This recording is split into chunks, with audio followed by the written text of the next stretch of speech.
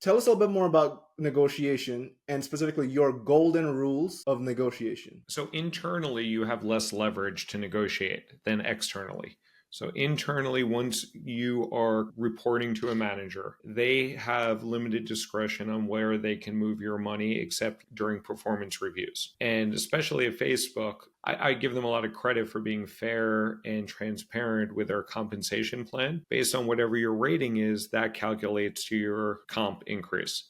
There are some levers that managers can pull, but it's a limited pool of resources. So your ability to negotiate internally at most bigger companies is very limited. At a smaller company, everything's available. So you can negotiate whenever you want. You can try negotiating whenever you want at a big company, but I'm telling you that there are often limitations on the time and the range and the process of resetting people's compensation. I've definitely seen the best tactic to negotiate for more compensation is to get an external offer. And if you are willing to stay at your current company, you can bring that back to your company and they will make a decision. Different companies have different policies and different rules, and different leaders have different ways of handling this. But most companies, if you're a strong performer, they will counter the offer. And there's no downside to doing that. And there's no downside of you bouncing one off the other. But what you should do before you get into such a negotiation is think in your mind which one do you actually want, so that you're negotiating from a place of power and a place of your choice. Internally, you can move teams, but usually when you move internally at almost every company I've worked, you don't get a bump in compensation. But the best way to get more money is an external offer, whether you decide to take it or decide to negotiate. So I actually had a family member who loved the job, loved the manager, did not love the pay. So they were interviewing other places. They got a 15K pay increase offer from another company. They brought it back